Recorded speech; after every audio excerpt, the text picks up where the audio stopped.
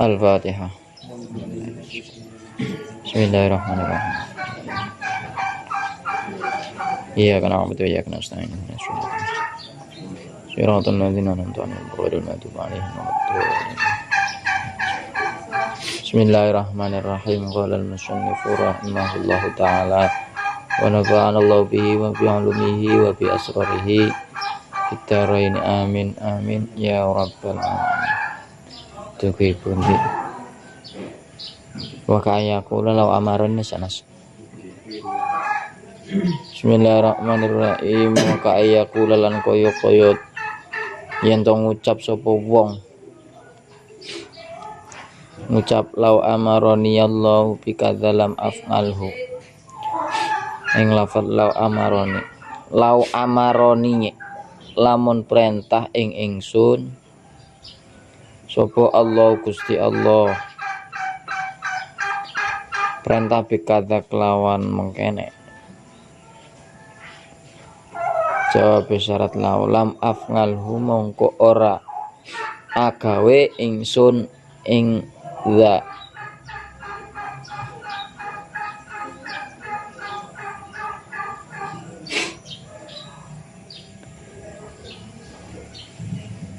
taulau sorot utawa lamun dadi opo al kiblatu kiblat dadi iku fi jihati kadza ing dalem arah mengkene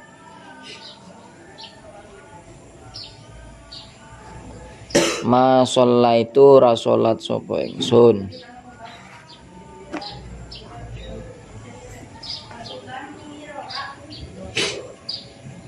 ilaiha madhep maring kiblat masalah itu rasulat sapa ingsun ilaiha madhep maring kiblat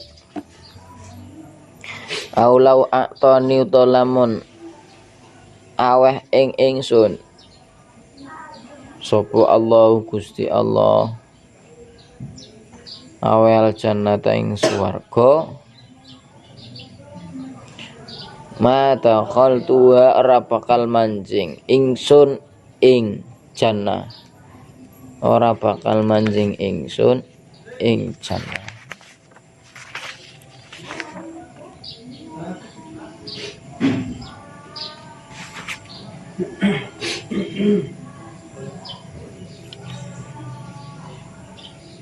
Mustahikon tingkai wong uli ngucap gue mau mustahikon ale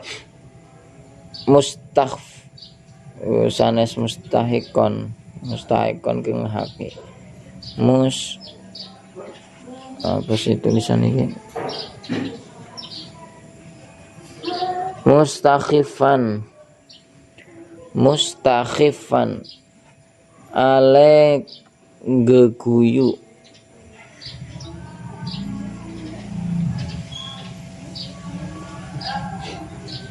maksudnya ngenyek lah, merendahkan. Au mudhiran utawa orane mustakhif mengkon au mudhiran utawa nglairake utawa mertelakake. Au mudhiran utawa mertelakake lil nginati maring angas nanti fil kulli ing dalam sekabehane perkara kang den tutur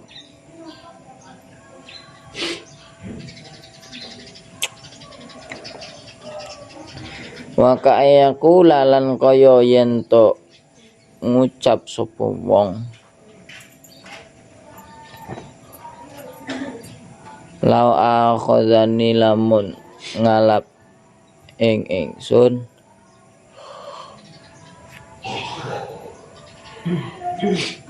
sapa Allahu Gusti Allah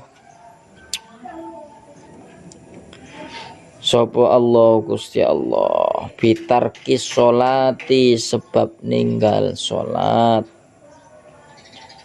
mangama parang-parang sartane perkara selema anak kang utawi ingsun iku fihi ing dalem mak minal maroti saking meriang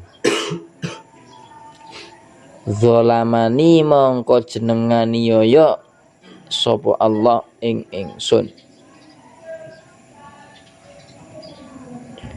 au qala utawa ngucap sapa wong li fi'lin maring penggawean siji hadasin kang anyar teko ngucap hadza utawi kilafingil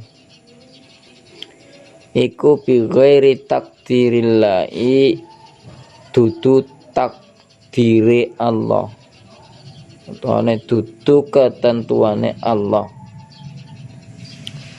au lau syahida utawa lamun nyekseni ngindi dalam sanding ingsun sapa al anbiya para nabi awil malaikatu to para malaikat au jami'ul muslimin atas kabehane muslim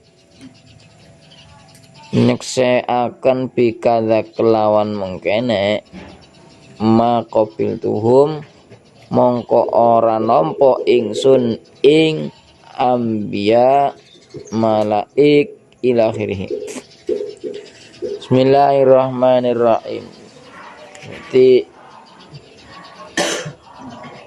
kemarin ini adalah bagian yang ketiga dari sesuatu yang bisa merusak Islam bahkan sampai ke taraf kufur. Ada 3 hal, yaitu yang pertama dengan hati, kedua pekerjaan, dan yang ketiga yang bisa merusak Islam atau menggoyahkan keimanan kita itu ucapan. Nah, bagian yang ketiga dalam ucapan ini sangat banyak dijelaskan oleh Mbah Musnef. Sebagian, kalau dijelaskan semua nanti terlalu panjang lebar keterangan kitab. Jadi oleh Mbah Musnef hanya sekedar dijelaskan sebagian saja. Di antara lain, jika seseorang berkata, apabila Allah memerintahkanku hal seperti ini, maka aku tidak akan mengerjakannya. Allah memerintahkan hambanya lantaran Kanjeng Nabi, dijelaskan oleh Kanjeng Nabi pada umatnya, sedangkan umatnya Kanjeng Nabi, ya kita semua ini sudah diberitahu tapi tidak mau melaksanakannya. Sebuah perkataan yang dilontarkan oleh seorang hamba, jika Allah memerintahkanku seperti ini, aku tidak akan mengerjakannya, maka rusak Islam, keislaman orang tersebut.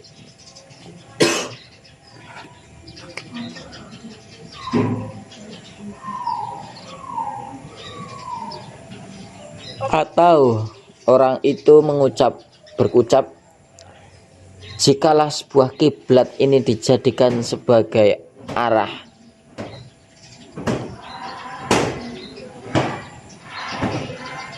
maka aku tidak akan sholat menghadap kiblat. Rusak keislaman orang tersebut. Bismillahirrahmanirrahim. Atau orang tersebut berkata lagi, berucap, apabila Allah memberikanku surga, aku tidak akan memasukinya. Nah, hal itu mustakhifan,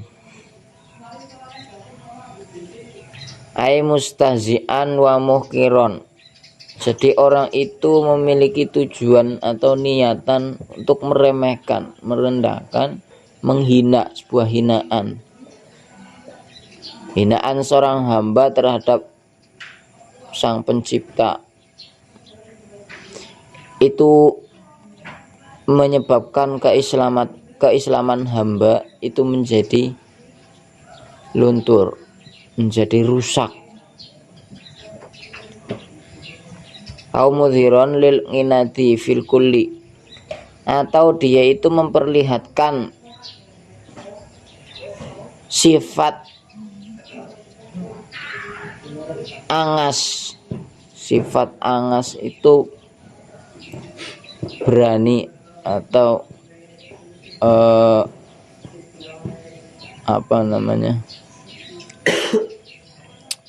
Bismillahirrahmanirrahim. Sifat angas gue gembeleng, cara wong Jawa gembeleng. Kalau bahasa Indonesia itu ya berani. Bismillahirrahmanirrahim. Jadi wong duweni sifat angas diperlihatkan kepada yang lain. Ini loh saya seperti ini. Kenapa harus mengikuti Allah? Kenapa harus mengikuti para nabi? Kenapa harus mengikuti para wali, para kiai? Langsung saja ikut saya, dijamin masuk surga. Seperti ucapan Dajjal seperti itu. Ketika ada orang yang mengucapkan hal seperti itu, maka keislamannya luntur, rusak. Bismillahirrahmanirrahim lah.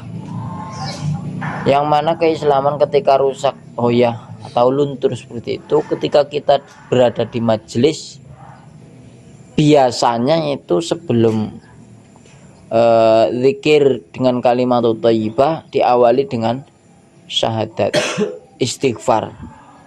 Tujuannya apa? Tujuannya itu untuk menembel kembali terhadap tembok-tembok Islam kita yang rapuh, yang retak, yang tompal, goang, bolong, ditempel dengan syahadat kembali, dan meminta ampun atau istighfar, meminta ampun kepada Allah agar diampuni dosa-dosa yang kita lakukan. Ibarat kalau tembok agar menjadi kokoh.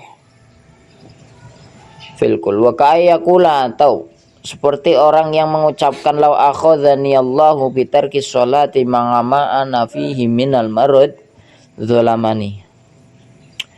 Jika Allah masih memaksaku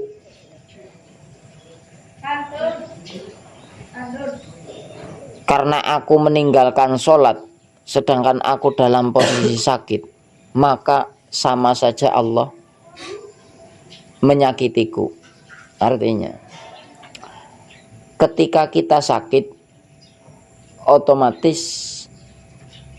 untuk berbuat ibadah itu tidak sesempurna ketika sehat. Lah, orang itu memiliki pikiran, saya kan sakit, kenapa saya harus sholat?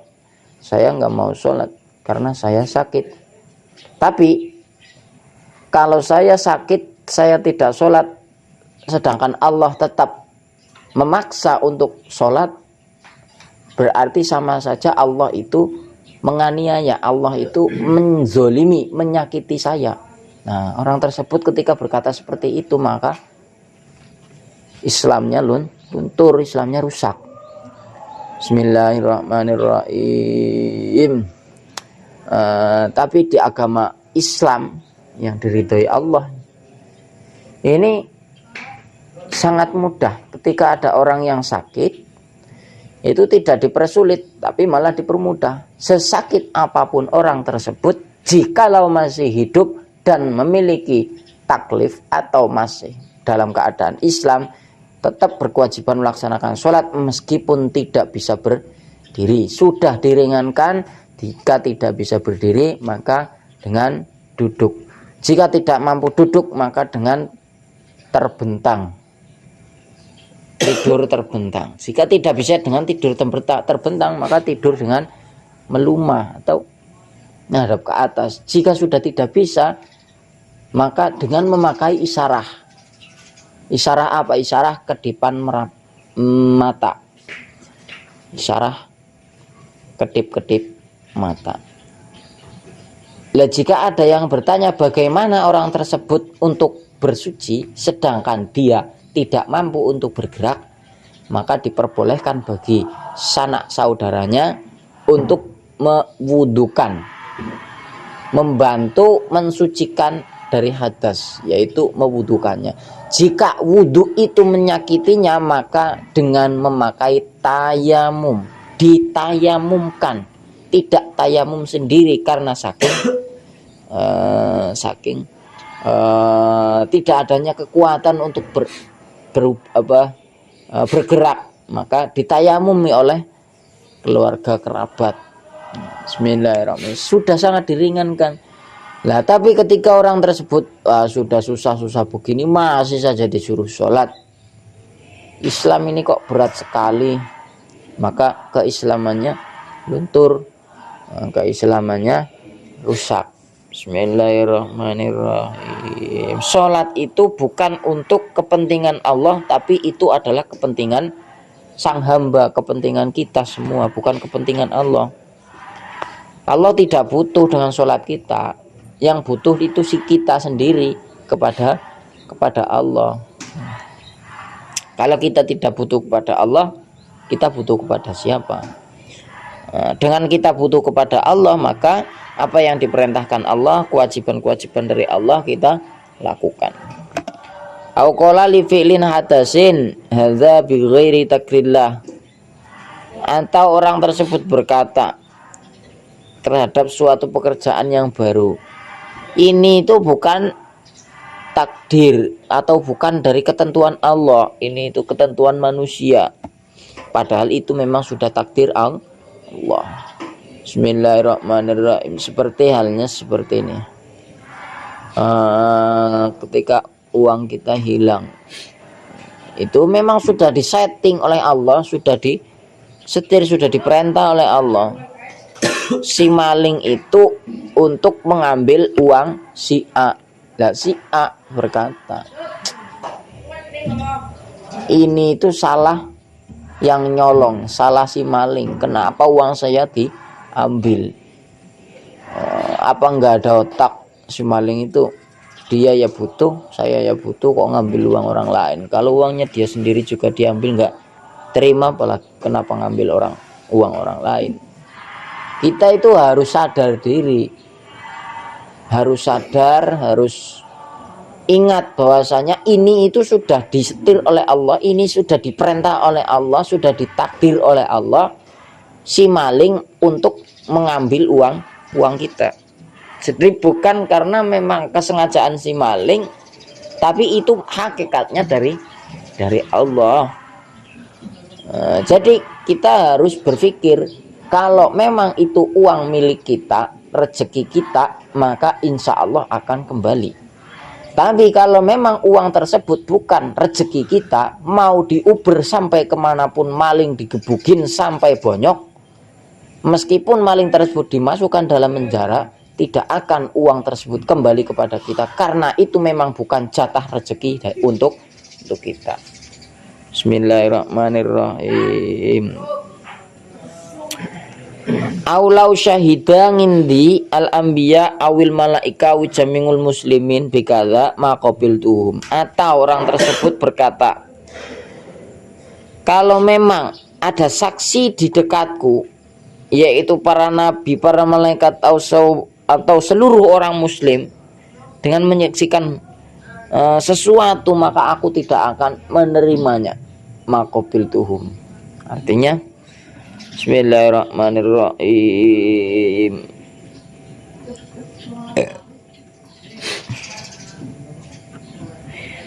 Aima qasad au aima sataktu lahu qaulahum. Jadi ketika ada para nabi, para malaikat, semua orang muslim berkata sedemikian. Kewajiban-kewajiban apa yang ditangguhkan kepada orang muslim, dan ini memang benar-benar perintah dari Allah yang dibawa oleh para malaikat, para nabi, para wali, para kiai. Nah, dia itu tidak percaya, dia tidak membenarkan ucapan tersebut, maka hal itu bisa menjadi kufur atau Islamnya menjadi rusak. Bismillahirrahmanirrahim. Seperti ada ustadz atau kiai yang katanya hafal ribuan hadis, Sahih Bukhari, terus Sunan Tirmidzi, Sunan Abu Dawud, pokoknya katanya itu hafal kutubus sittah. Hafalnya itu bukan hafal dengan masuk di dalam jiwa, tidak, hanya hafal sampai di kerongkongan tanpa menelan. Jadi sekedar hafal, ya memang benar hafal, tapi dia tidak paham makna dari kandungan hadis tersebut. Apa-apa bid'ah, apa-apa syirik, apa-apa musyrik, sedikit-sedikit bid'ah, sedikit-sedikit syirik, musyrik. Nggak ada ziarah kubur, Nabi nggak pernah mengajarkan. Nggak ada yang namanya setelah membaca Al-Quran lalu mencium Al-Quran, Nabi nggak pernah mengajarkan. Bodohnya orang tersebut, pada zaman Nabi itu belum ada yang namanya mushaf. Kalau sudah ada mushaf, pastinya untuk mengagungkan Al-Quran tersebut ya dicium, dengan cara dicium, dimuliakan, ditempatkan pada tempat yang tinggi, ditempatkan pada tempat yang bagus, yang bersih. Tapi karena zaman dahulu belum ada mushaf, ya kenapa Kanjeng Nabi kok marah-marah? Ya orang bakal marahi. Ya sekarang saja. Dulu Kanjeng Nabi nggak pernah memakai kendaraan roda 4, roda 2, roda 3, motor misal.